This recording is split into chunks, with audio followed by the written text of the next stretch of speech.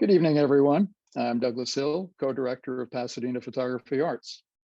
Thank you for joining us.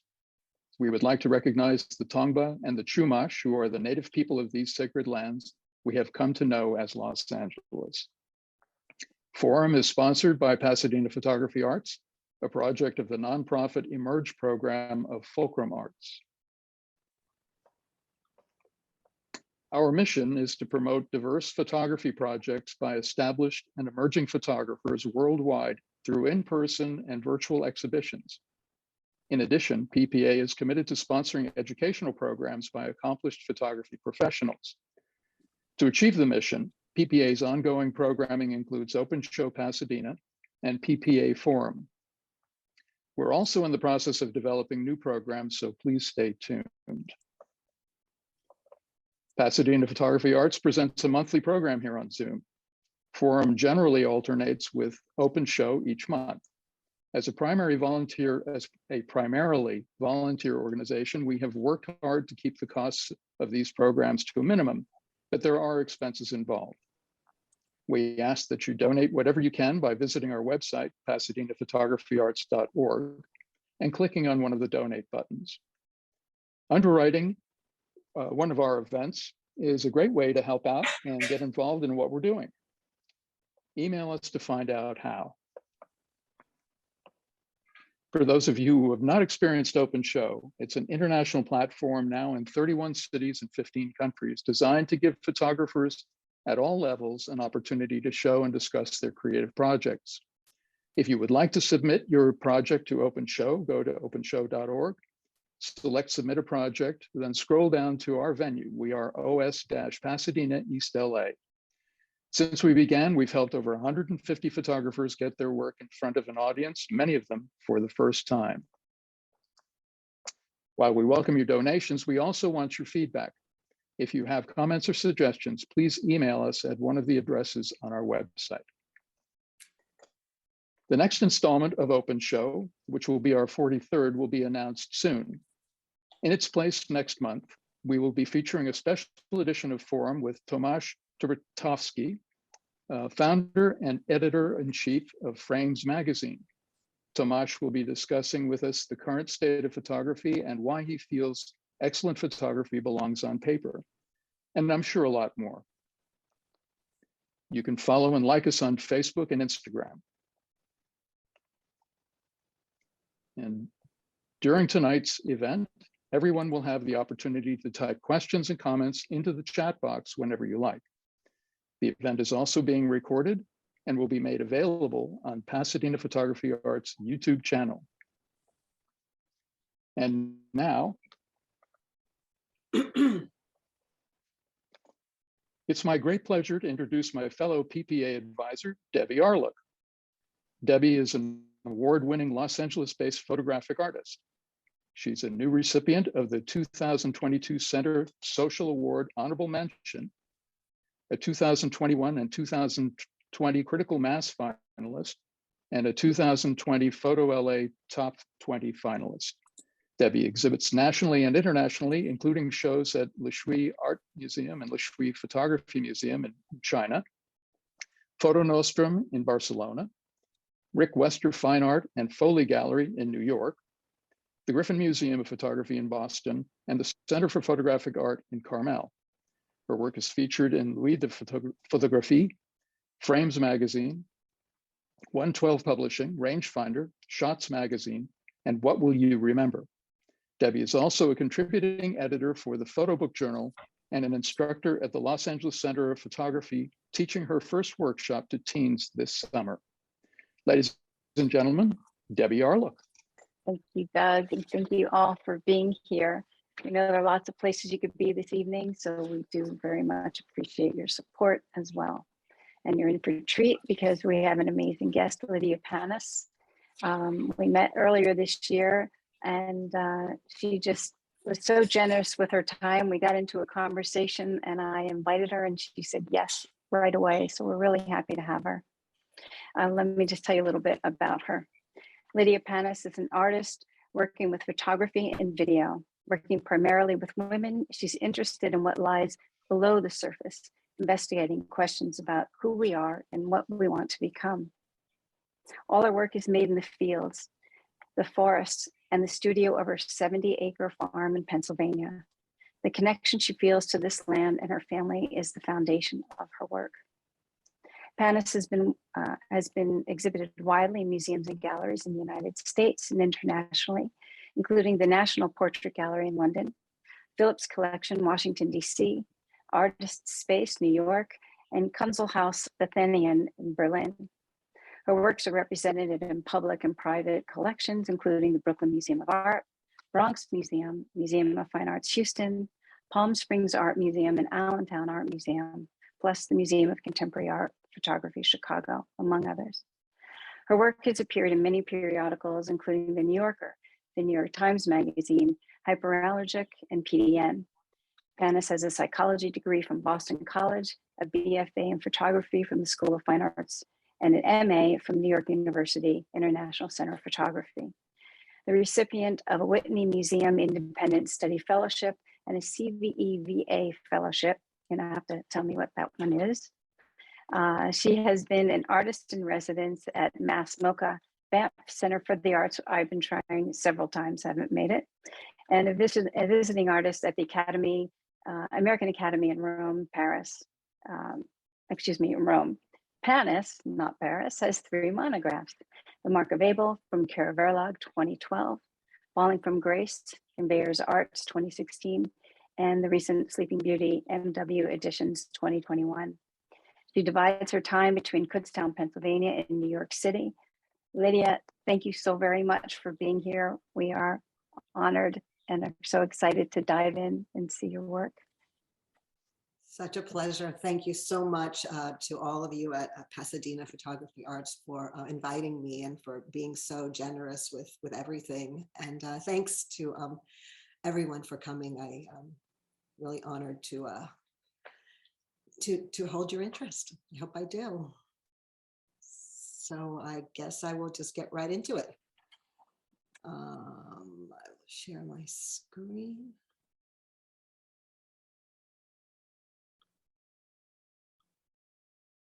It's not letting me share. I think it's okay. Make me a host again. Take a look at that on our end.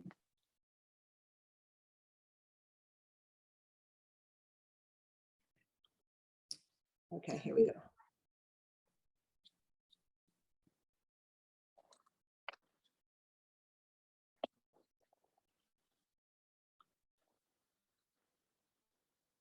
Great. Great. Thank you. So thank you again all for coming, and we'll start. I have to move this so I can see it. Can you see it? Yeah. Great. When I was a little girl, I used to watch my mother dress. It was like watching a transformation. In my eyes, she went from mother to movie star. She was beautiful, but also distant, and I was always wanting to be closer to her. It occurs to me that a lot of my interest in portraiture is tied to how I used to watch my mother.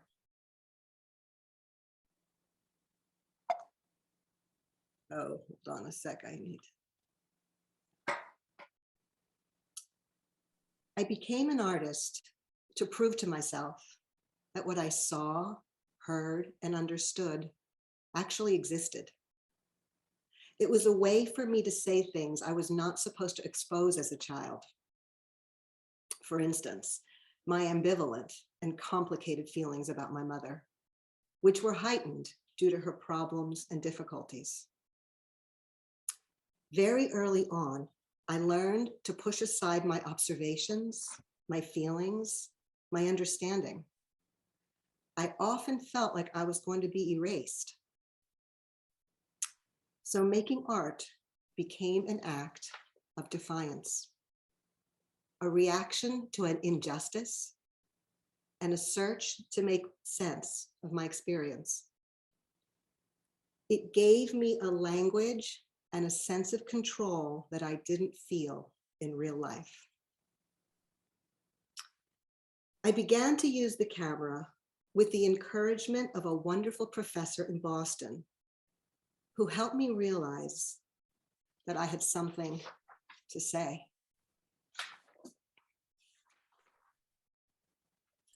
I also went through psychoanalysis, which gave me the tools to understand and move past the depression that I had experienced.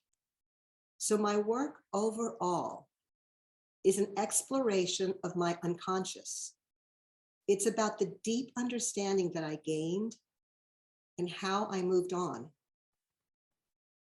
It's also about resilience, empathy, and making authentic connections. Whoops, this is, perception of self begins in early childhood in the home. So to that end, all of my work is made in the fields, the forests, and the studio of the 70-acre farm in Pennsylvania where I live with my family. Over the years, we planted thousands of trees, reforesting most of the land. I see change and growth daily. Here, on this property, I feel a sense of belonging and abandon in the best sense of the word. Free to make mistakes, to risk failure, to disappoint others, and to work without constraint.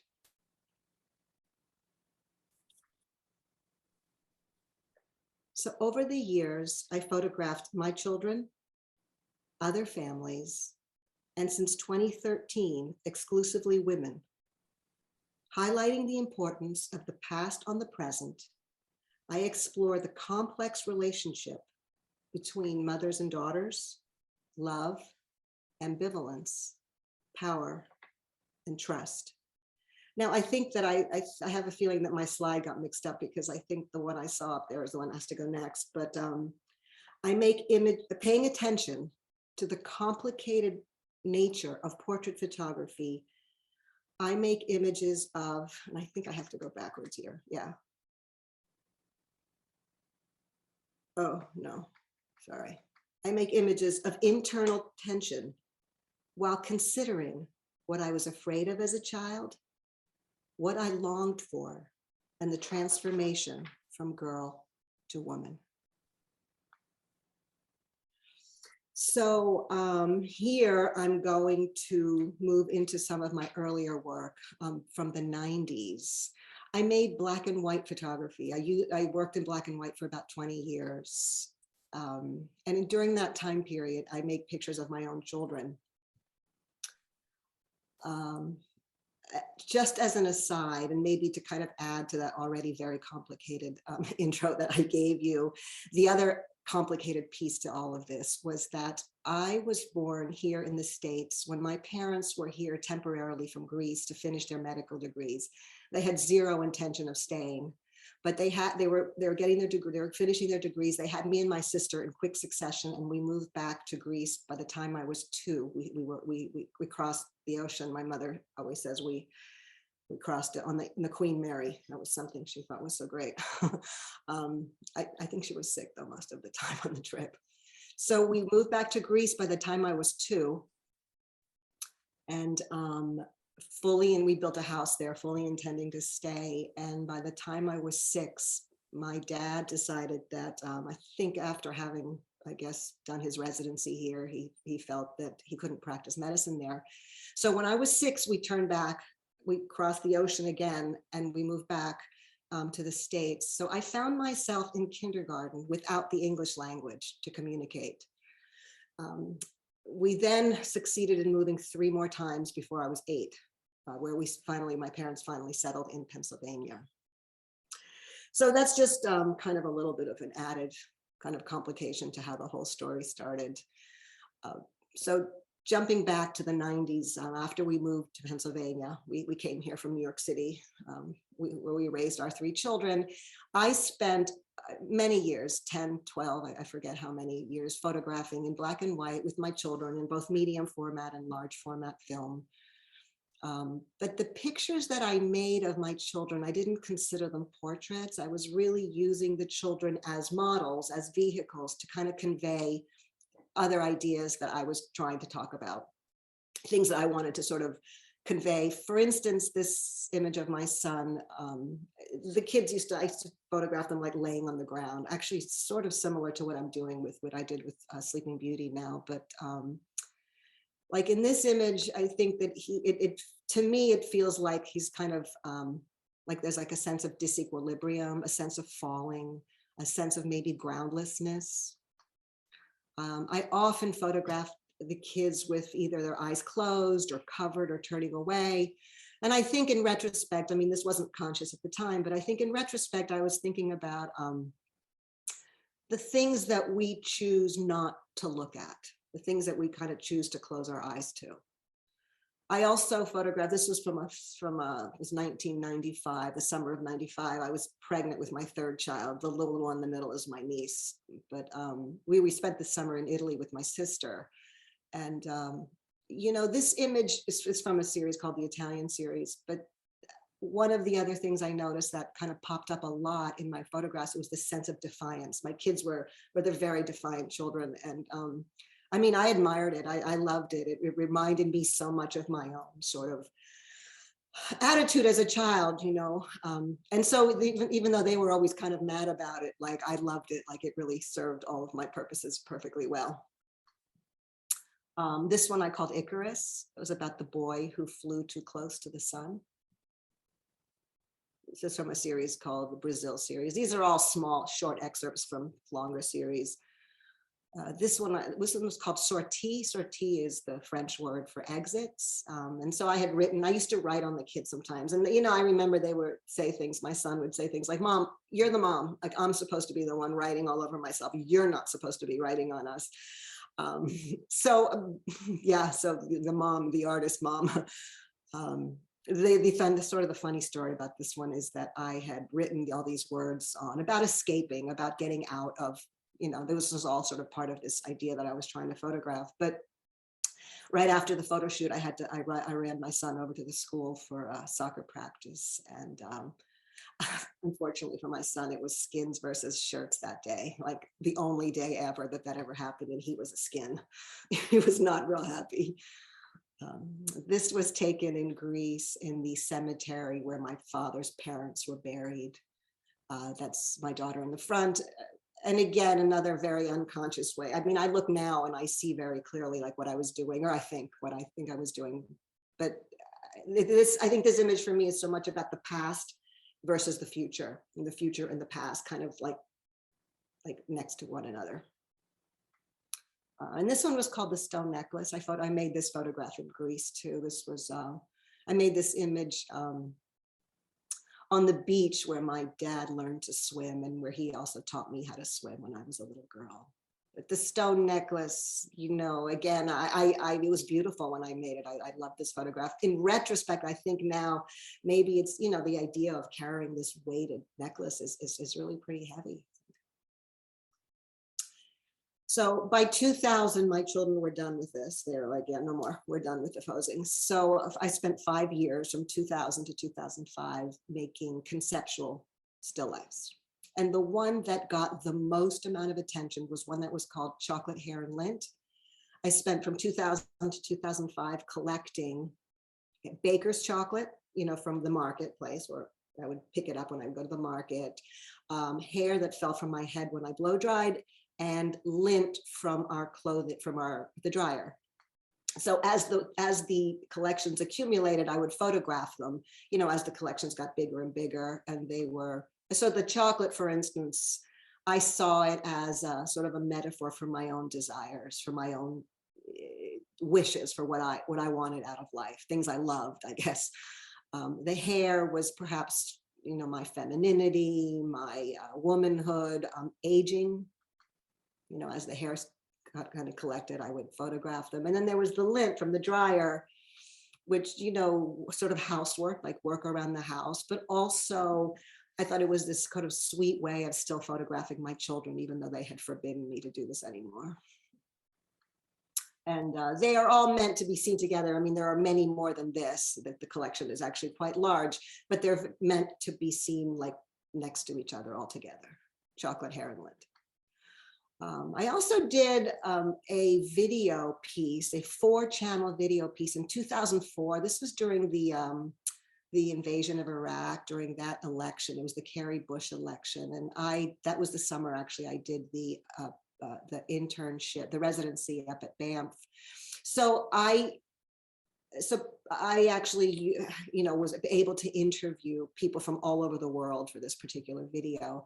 And so I interviewed 50 people and asked them the same 20 questions in the same order about what they were afraid of. The video is called Imminent Fear. And they were about half an hour to 40-minute long interviews, which I then edited down to like 1 or 2 minutes, picking out something like that's the most interesting segment from each person. And then each monitor, there were 4 monitors, each monitor had 12 talking heads on it. And, the people in the gallery would go and listen to individual sections and listen to people talking about the kinds of things they were afraid of. It's actually kind of an amazing piece. I haven't shown it much. I've only shown it twice, but it's really quite interesting. It's very poignant, the kinds of things it speaks to about people. And just to kind of bring this back to my own sort of interest, this idea of walking into my own fears, confronting my own fears, looking at my own fears is really what I've been doing all these years. So Jerry Saltz, I assume most of you follow him on either Twitter or Instagram. He has all these helpful hints all the time, these great things for artists. He said, art, this was one about a couple of weeks ago, he wrote, art not only helps you face fear, despair, heartache, and trauma, it is a spirit guide that leads you through these things to your larger self. Yeah. So, I'm going to ask you a question about your kids. When you were photographing your kids, were they always willing, or were they like, Mom, that's enough? What was that like?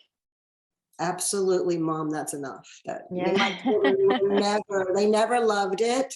They never loved it.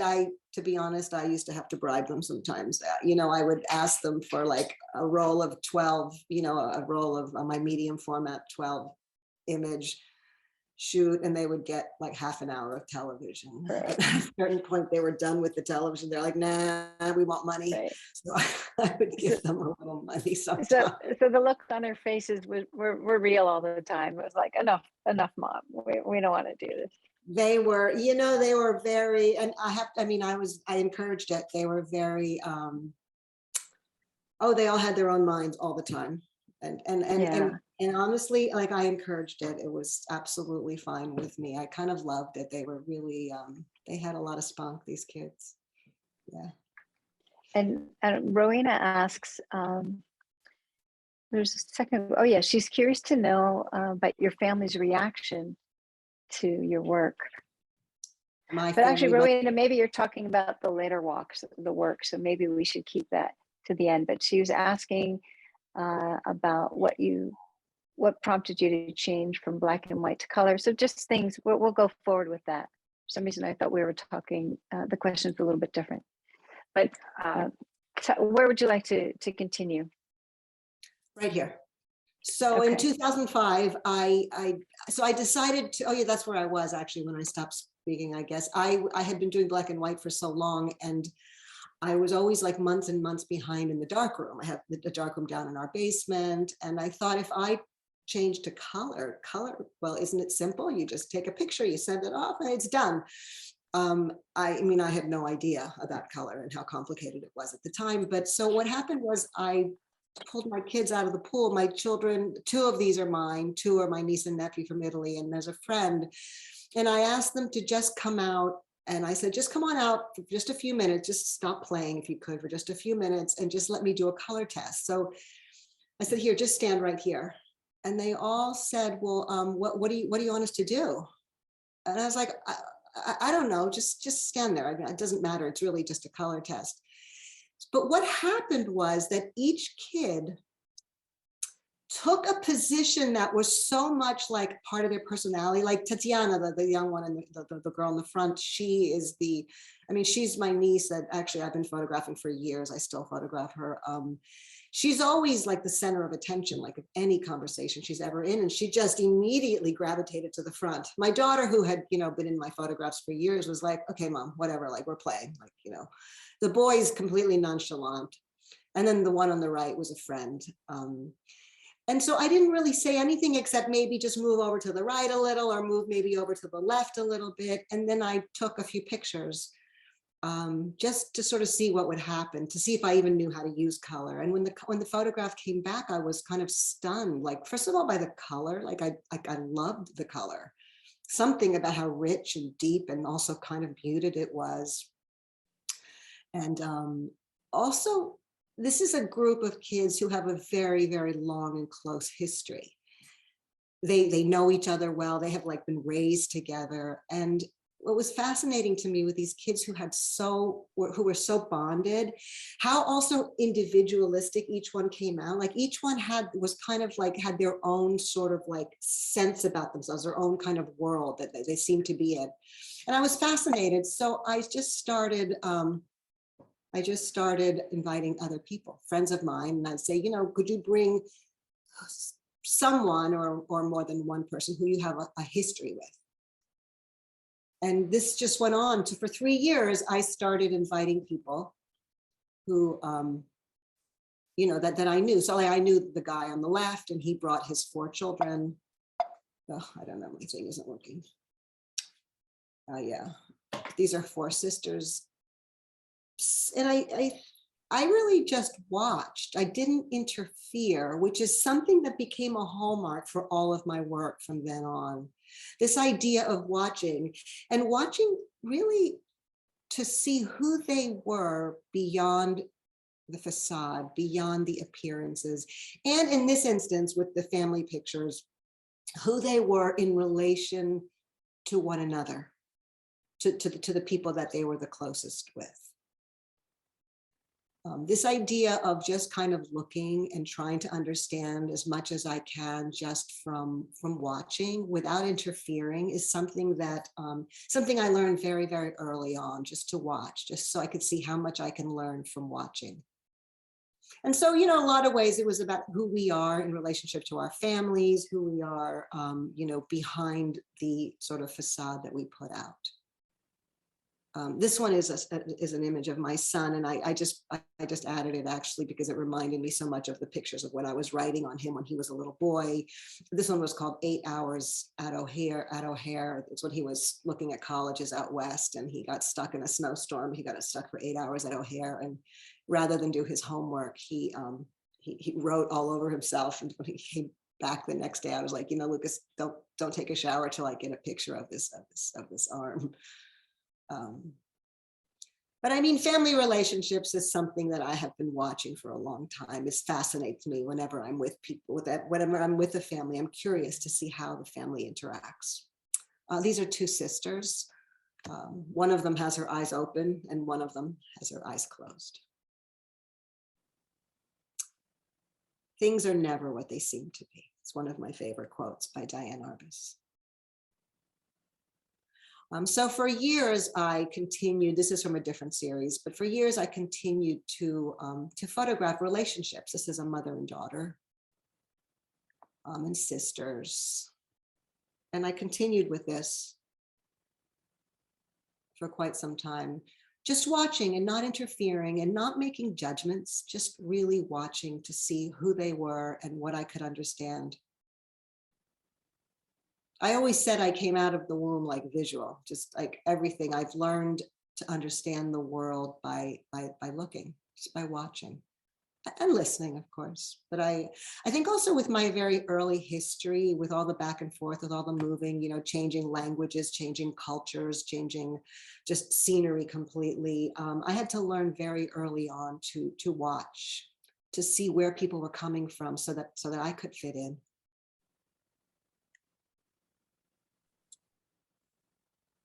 Could you talk more about that, Lydia? Yeah, well, you know, when you are, I mean, I moved, I think it was a total of 1, 2, 3, 4, 5 times by the time I was 8. So every move was me having to sort of put myself in a situation that I didn't belong in. And so I learned to, you know, to look, to see who people were, how to act, like, so, you know, how do people act in this country versus how they act in this other country. In those days, you know, we didn't have the internet. It wasn't, travel wasn't the same. I mean, when we made our first few moves back and forth, you know, when you moved from one country to another, you took a boat, you took a ship. That took a long time. There was a big transition. I found myself in a whole different culture. I mean, Greece was a very different place then. I remember feeling not like a Greek when I was in Greece and not like an American when I was in America.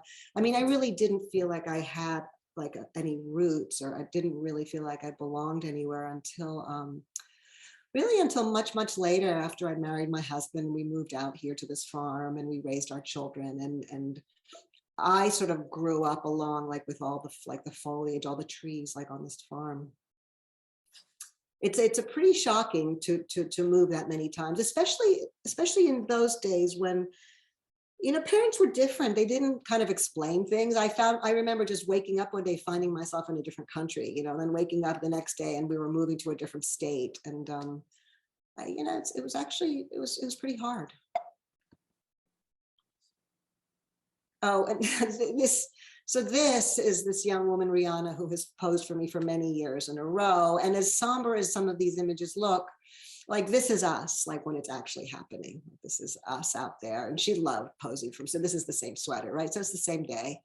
And we always had a lot of fun together. As serious as all my images look, it's a lot of fun. So this was, again, this is from a project called After Sergeant. I also do inside work. The inside work is also on my, you know, on the farm. The studio is an old renovated barn on this farm. I think there's a big difference for me in the process when I'm making my work outside versus when I'm making the work inside. Inside, it is very intense because it's just me and that other person with like no distractions. One of the reasons that I started, like, this was the first indoor work I made. And I did it because I had been photographing groups of people with a large format camera, with a view camera outside. And after a while, it started to get easy. You know, I feel like when I work with people, like multiple people, it's very easy for me to see things. I love it. I mean, it's fascinating, but I thought, you know, like, you've got to do something different. Like, this is easy for you. So I thought, okay, I'll change all the parameters. So I went from a horizontal, you know, large format film camera to a medium format square. This is actually, you can't tell, but this is a square image. I went from outside to inside, and I went from groups of people to singles. And the first one actually is, again, my little Italian nephew who was staying with us again for the summer. And this image happened sort of very, I mean, it was interesting. We were sitting out on the patio having dinner, and he was wearing that green t-shirt, and the melon was sitting next to him. I was going to cut it up for dessert. But as I saw the two colors, I saw the green shirt and I saw the yellow, and I said, you know, Marcello, forget it. Like, we're not eating this. I'm going to take you out tomorrow with this melon and we're going to take pictures. So I brought him into the studio the next morning. You know, I just said, please just wear the same shirt. And I sat him down in my studio, and he just sort of sat there. He was a little kid, you know, and he's like, well, what do you want me to do? You know, he wanted to run after my sons. So he was very impatient. And I said, I don't really know, but just, and this is indicative of how I start all my projects. I don't really know. Let's just go with, I don't know, hold it here. And I asked him to hold it in front of this like red design he had on his t-shirt. I made a few shots, not a lot, because he was very impatient. And when I got the image back, I was like, whoa, this is so fascinating. And I began to, so I asked my daughter, I said, you know, Anna, why don't you, you know, just wear something kind of plain and muted, and I'll get some mint from the garden.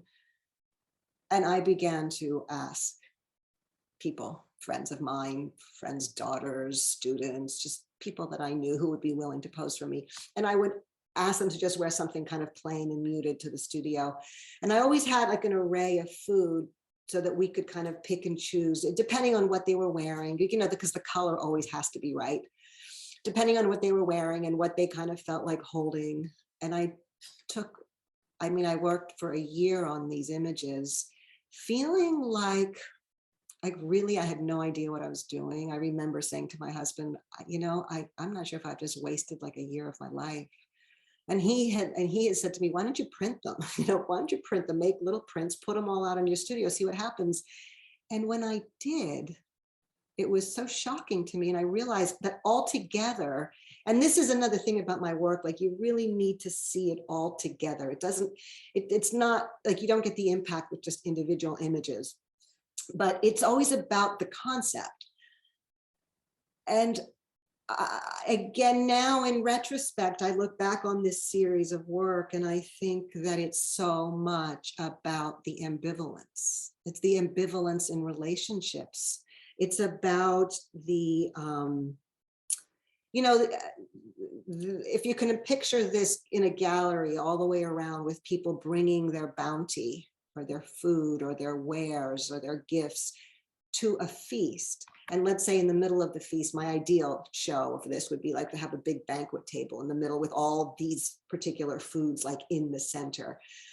But if you can imagine, there's all these guests coming to this forum, coming to this party, coming to this dinner with their bounty, only in all the images, the offering is ambivalent. It's not clear if they're actually offering or withholding. Like you can't pinpoint the attitude or the emotion. And that's the piece. That's the piece.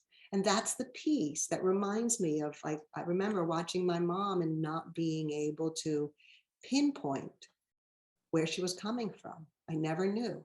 You know, I never knew. What was it like for you when you sort of had that epiphany of what the work meant to you? It has come over slowly. I think it all happened so slowly. I start to think, oh, I know what it is. It's that really nebulous look.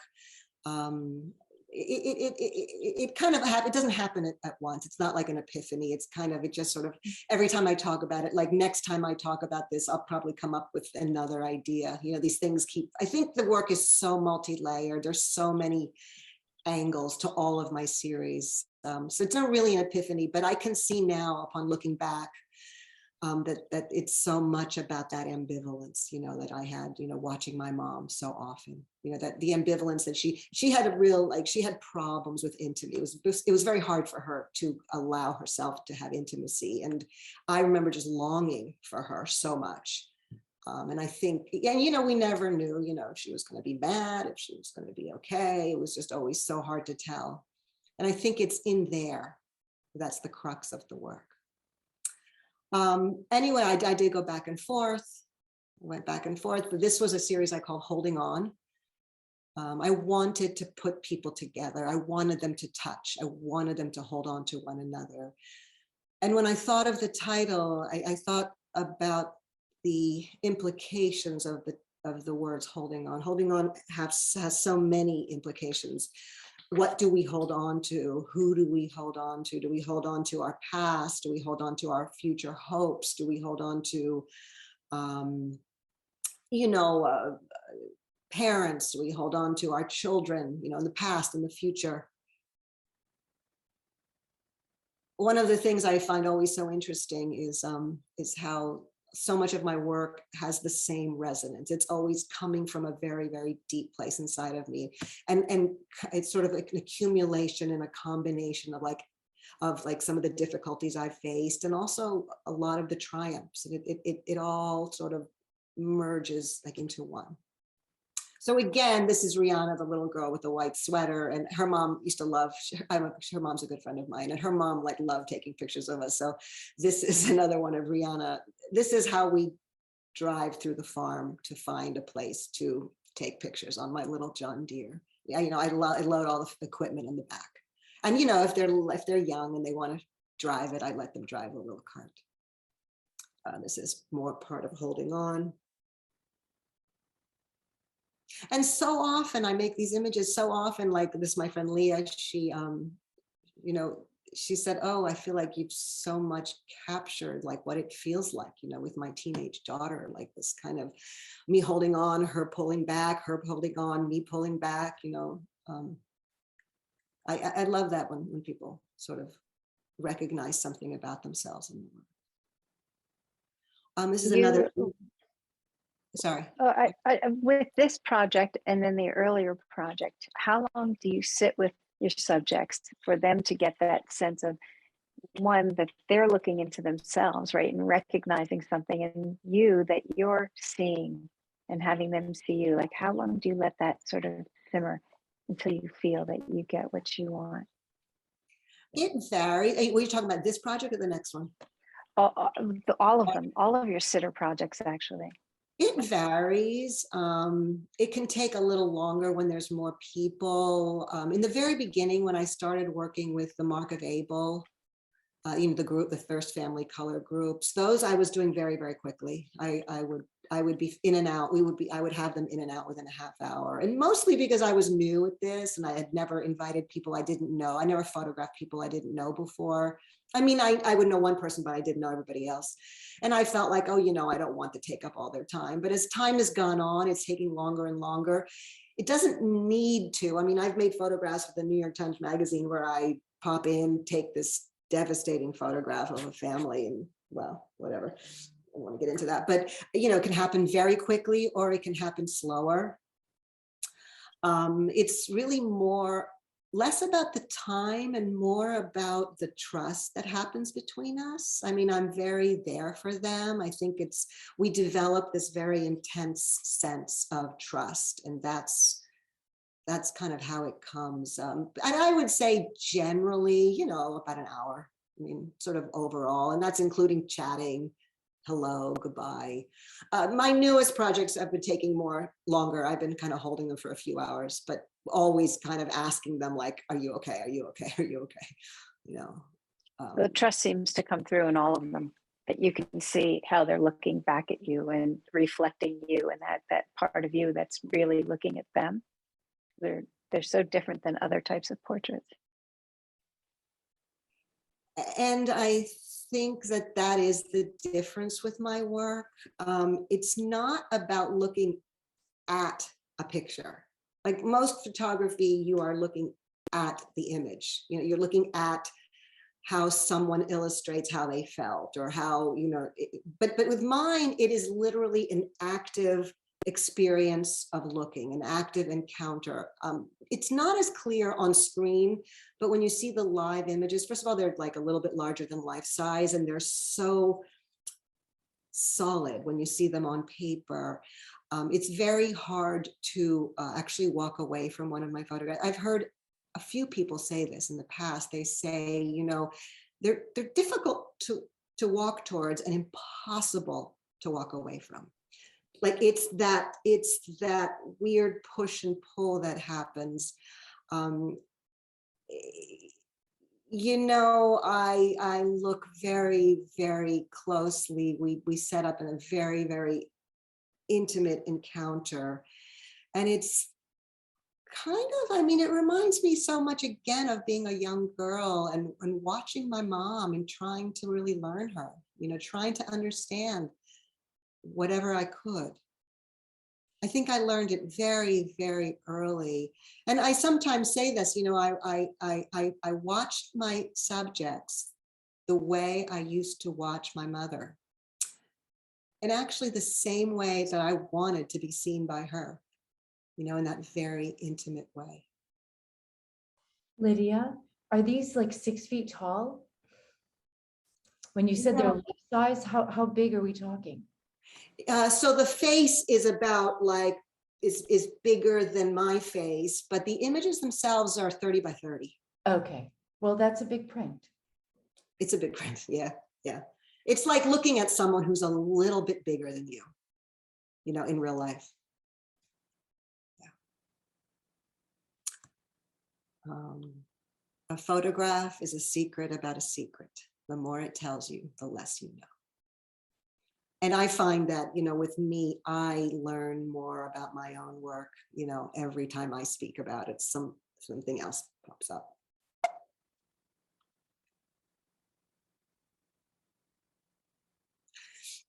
This is a series, it was a little bit of an aside project, except that I made so many of them and turned into a real project. I did this sort of on the side, often when I didn't have models, and I call them ghost portraits, partially because there's nobody there, partially because they felt like portraits when I was making them, and also partially because they remind me so much of this place that I live, which has a lot to do with my father and how he helped us reforest this land, how he helped us, how he taught me about the earth, really about the land, and how I came to sort of view it as something that's very important in my life.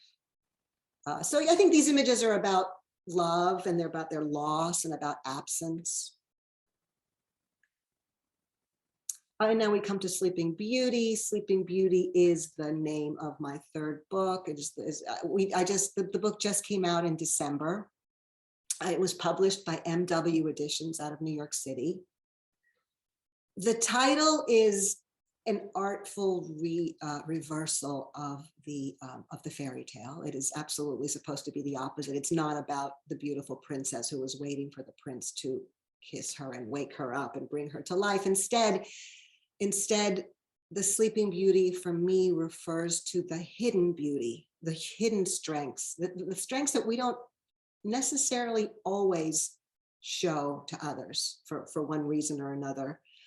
And the project is about, well, let me look at the book a little bit quickly. So the designer, he did a really beautiful job. It's designed sort of like to mimic a fairy tale book.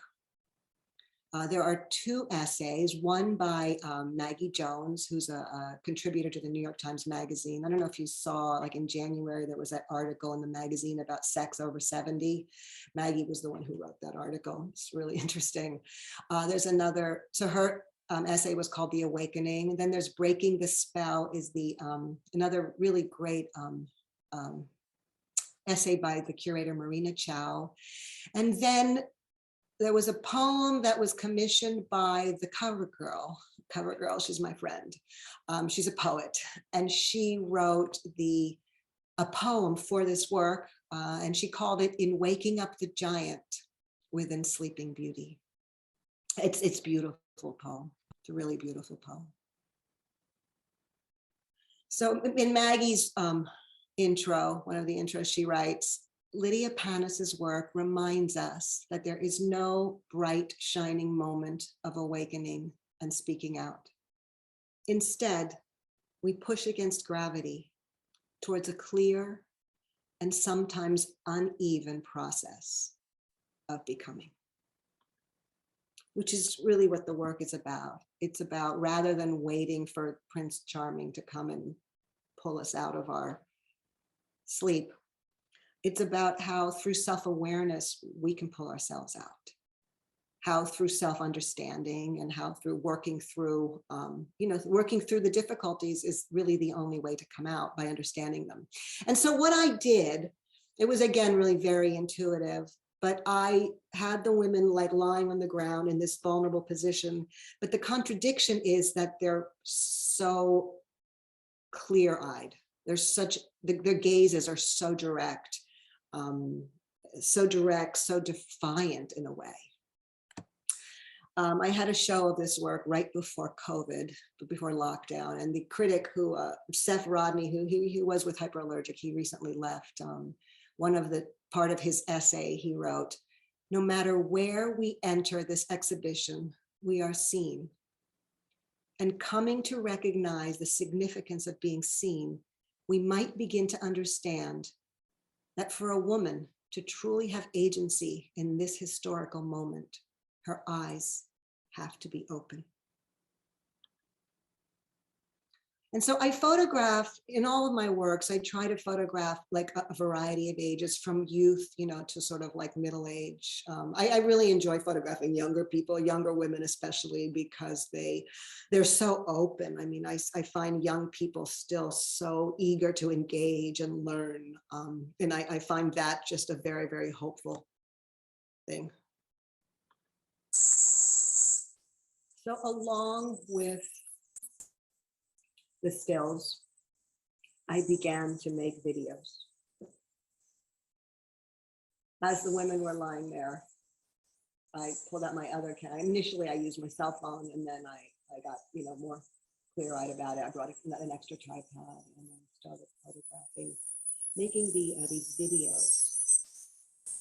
And these videos, again, it's taken me a while to really understand this, but I think that they sit somewhere.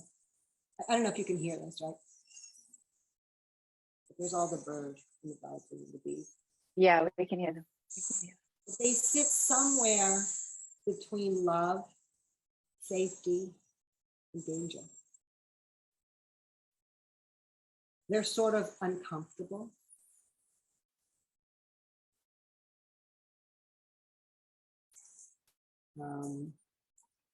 And one of the reasons that I think discomfort is an important element in the work is because it really asks a lot. My work asks a lot from the viewer. It asks the viewer to sit with it, to sit with this person who's very, very directly gazing at them, and in turn, to really have to sit with themselves.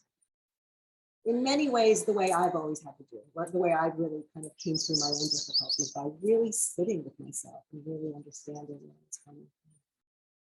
And so the discomfort, as uncomfortable as they are, it's also very much about like a positive outcome.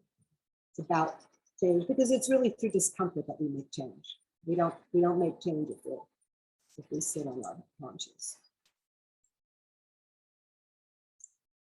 I think discomfort is something that's very important to think about. So Stefan, in another part of his essay, writes, in each image, the sitter's gaze tells you that she sees us, and because she does, she is not helpless and waiting to be rescued. She does not speak yet because she knows that when she does, thunder will roll down from the sky. And I'm only now 2 years or 3 years later getting the full effect of his words. I'm sort of stunned at how incredible they are. At how It was much, a little garbled. You said at the end, you said 2 years that what?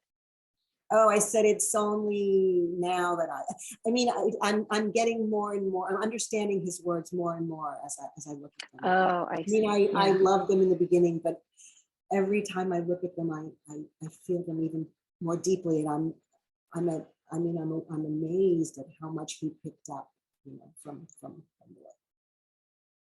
Yeah, it's fascinating to have others look at our work and they can teach us a lot. I always love the idea of being there in an exhibition, have your work there and hear what's being said, because we don't always know. Like you're saying, you're diving in and then it comes out, it teaches you. You have to catch up to the work, and I think that you keep finding things out, like you said. And it's exciting. That means that you're really onto something, because if it had no effect on you, then why do it, right? Yeah. And again, as you're saying, now we as your viewers get to learn along with you and have that experience. So this is from another series I call Promised Land. So I photographed a lot of little girls with these lipstick smears, and not older women, but and you know, middle-aged women. And there are also videos which are really something. They're difficult videos. I mean, they're frightening.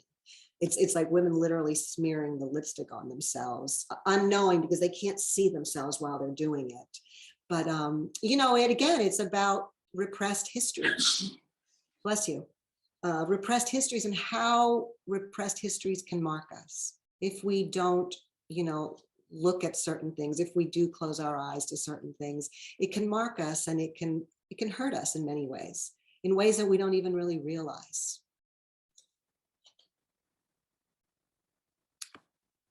Art is not about telling the truth, but making the truth felt. And I think when I saw this, I thought this really related to my work, because again, this is these images in real life, they can be disturbing. I mean, I have heard people say, boy, they make me so uncomfortable. Yeah, I think they do, because it's really about kind of having to kind of look back into oneself. And then this is, I did this residency at Mass MoCA like right before lockdown. And I did a series of chocolate still lifes because I didn't know anybody. But at a certain point towards the end of my time there, I started to meet people and become friendly, and people started, posing for me. And so I started these videos from a series I called Unspoken.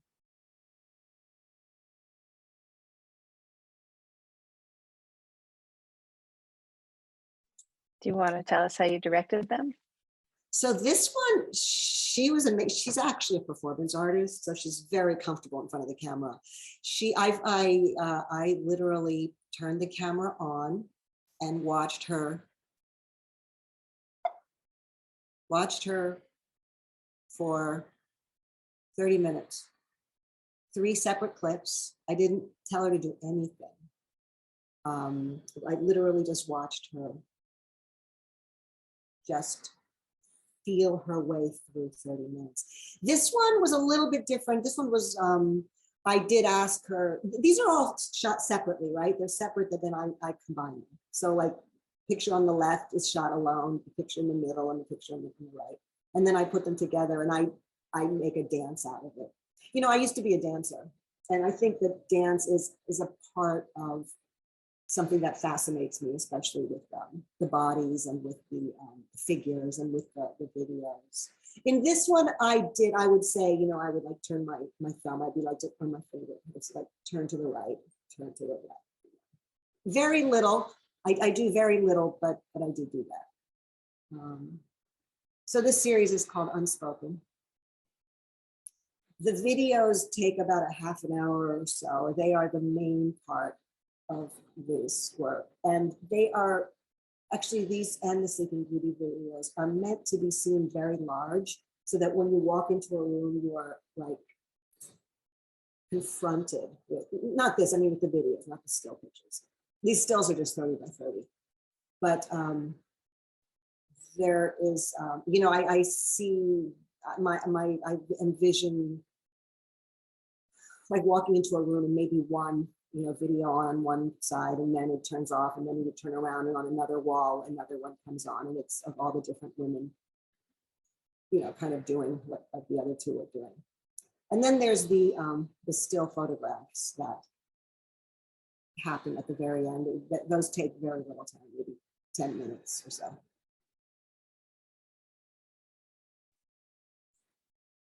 But I think with the videos that you get a sense of moving into their heads, into their hearts, into their minds, into their thoughts, into their feelings. Is it different for you when it's more like a head and shoulders and tight like this versus when they're further back, when you're looking through your lens? No, I don't think so. Is it different for you? Yes. And yes, it is. Yeah. I'd be curious to hear from the audience too. They're so alive for me, and because I guess I'm seeing the same thing because I'm right in front of them. So to me, I see their whole Right. body. Yeah. Oh, I'm not I looking see. at the camera, I'm looking at them.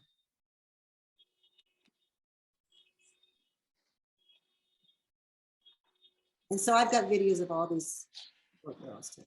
It's what we don't say that interests me, that has always interested me, the elisions in our stories. What it is that we don't say when we're, what am I not telling you today? Right. I'm telling you a lot, but. You are. And there's still the thought bubbles, right? The extra.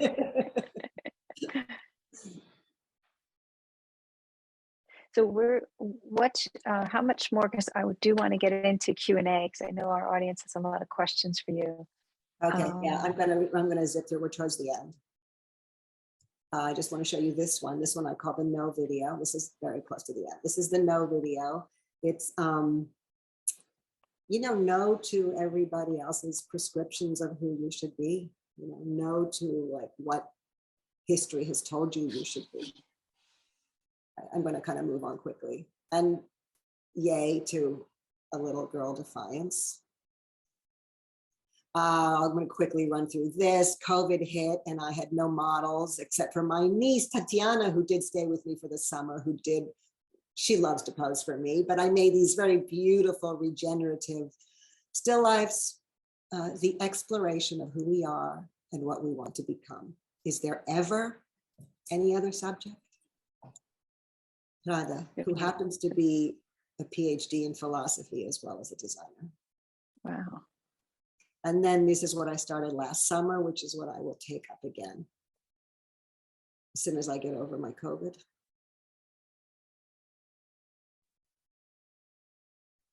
Yeah, I know, I hate to go so fast to these, but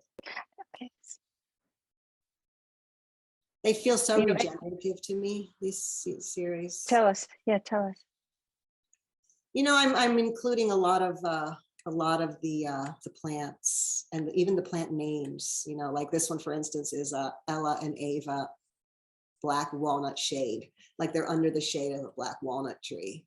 This one is like Red Viburnum Monet. She's actually the poet for the cover of my book. Red Viburnum berries. I'm using sunlight in a very different way than I used to. I never used to use bright light before, but I'm using it differently now. This one has a beautiful video that goes along with it. She's just barely moving. She's pregnant in this one, and it's kind of lovely.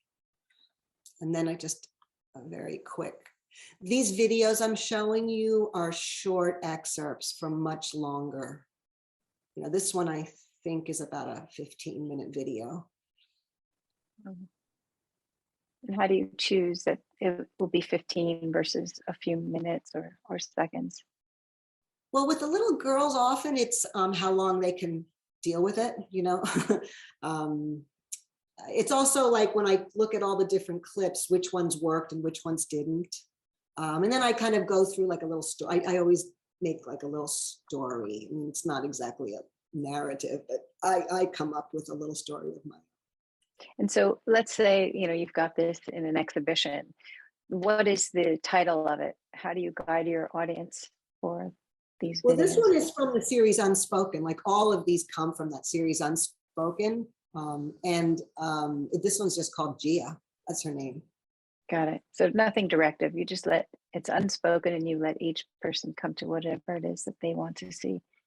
Much like how you are with your sitters.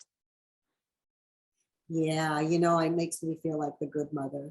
I don't ask them to do anything. I don't ask them to, to please me. I don't ask them to really to do anything except be themselves. And it's so much about the encounter where the two of us just really are just going to connect, make this very authentic connection without any of the interconnects. That's beautiful.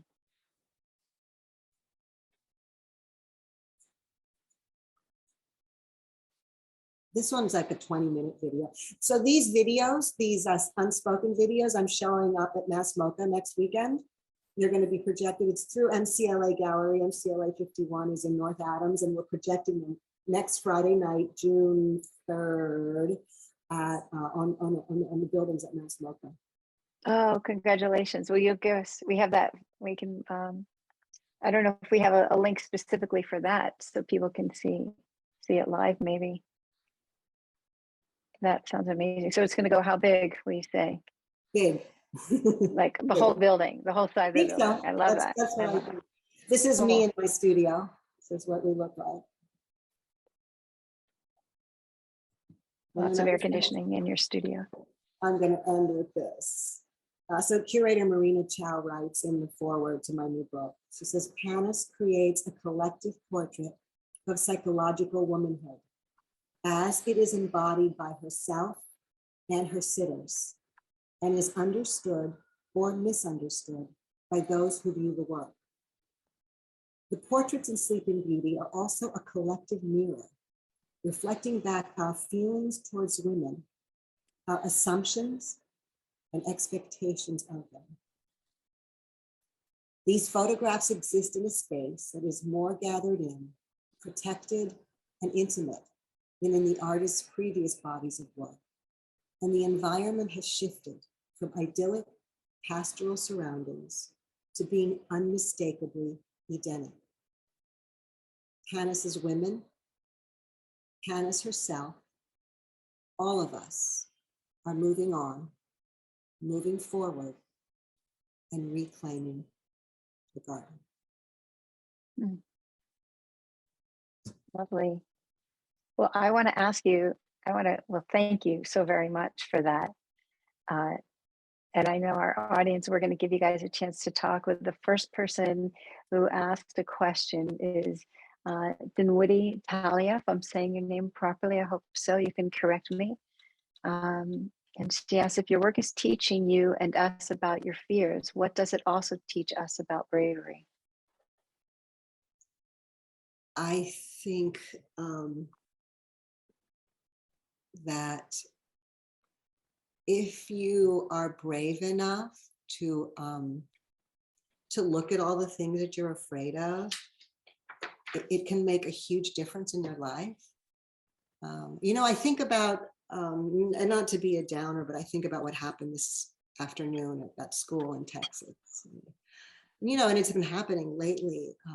And clearly these people, there's something very, very wrong. Something has gone very, very wrong in their lives to come out and shoot a grandmother and then like 14 children and a teacher. I mean, to do something like that, something must have, I'm not saying I have sympathy for the guys, I don't, but something clearly went very wrong. And if more of us were willing to look at what has gone wrong so that we don't also, so that we can try to correct some of our own ills, and also we don't pass it down to our children. You know, we just keep passing down our sicknesses. And as we pass them down, like, you know, there's more and more people out in the world now. So I think bravery is, you know, looking at our fears is the hardest thing we can do. Looking inside and looking at the things that we're afraid to look at, I think it's one of the most courageous things we can do. And sitting with it, which is what you do. You really do that with yourself and your subjects. Rowena, would you like to ask your questions? Do you want to unmute, or would you like me to ask the question? I can ask. Sure. Okay, Hi, Lydia. Hi. I'm curious to know about your family's reaction to your work, particularly your parents, since a lot of, especially your earlier stuff, had to do with issues that you were working on with your mom and things like that. Did they ever have a response to your work? Well, my parents are gone. Okay. My father actually died when I was pregnant with my third child. He was very proud of me. He always said to me, and I didn't really have that much. I was working on work before anything you saw here. I do remember before he died, he said to me, he was always very encouraging. And he said, I was making photographs about his illness at the time. And I do remember he was, I think he was very proud of that, I think. And I think he said, again, didn't see anything like this, but he said, I know you. He says, you know, he said, when you figure out what you want to do, you're going to really do something amazing. I think my mom was more reticent. I do remember the first time I showed her The Mark of Abel, my book. I remember she never said anything, but I saw tears kind of coming in her eye. Special. And Rowena, you had a follow-up about the watching? It was just a comment. I felt like when you were talking about the watching of your sitters, just giving them sort of space and time and room to just do whatever they're going to do. And I mean, it takes a lot of guts to do that and not fill it with talk. It sort of reminds me of what their, therapists do, where they just sort of watch and listen and are very quiet. And to me, it really sort of rings true of that. How it's, it takes a lot of guts to not fill the space up with talk. It really does. And they often, so many of them, when they leave here, will say, wow, like I feel like I was in the therapist's office. And we don't, I don't get into their secret. I don't. But it's, I think what happens is that, really, and this is what happens in the therapist's office, they feel seen. Mm-hmm. But the really fascinating thing about it is that I also feel seen. Like it's this two-way street. Like we both feel seen through this. And I think that's where the love and the trust happens. One final question. We're just on the hour. Doris Hausman says, the lighting is so beautiful. Do you use artificial lighting outdoors? No, it's all natural, indoors, outdoors, all of it. I could never replicate what is out there. Yeah. I also love that when I work with natural light, it's so challenging because I've been photographing for like over 30 years and I'm still learning light. I'm still, like, oh, how is this going to translate? So it's just another challenge to like what I'm doing. It's another sort of factor that's just going to happen. And we're going to see, I love just letting things happen. It's scary, don't get me wrong, but I do love that about it. It sounds like that's a theme that you've taken on in life that you learned, perhaps maybe not in the way you wanted to, but you've taken the challenge and faced it so beautifully. Thank you for sharing with us as you have tonight. Thank you all for being here and sticking through our technical problems. That is huge. You guys stayed. I'm so sorry about that. I don't know what happened, but I do want to thank all of you for coming. Yeah, it's really, thank you for sticking through with me, and thank you all for having me. Yeah. Thank you guys. I hope to see you next time. We've got the one coming up with Doug, with Tomas from Format, which is going to be an awesome event. And stay tuned for other things that we'll be sending out to you for a future event. We hope you have a really great, safe summer. Stay safe, stay healthy. We hope. Thank you all. Bye. Good night. Bye. Good night. Good night. Thanks so much. Thank you, Lydia. Bye. Night, everybody. Thanks, Lydia. Thanks, Lydia.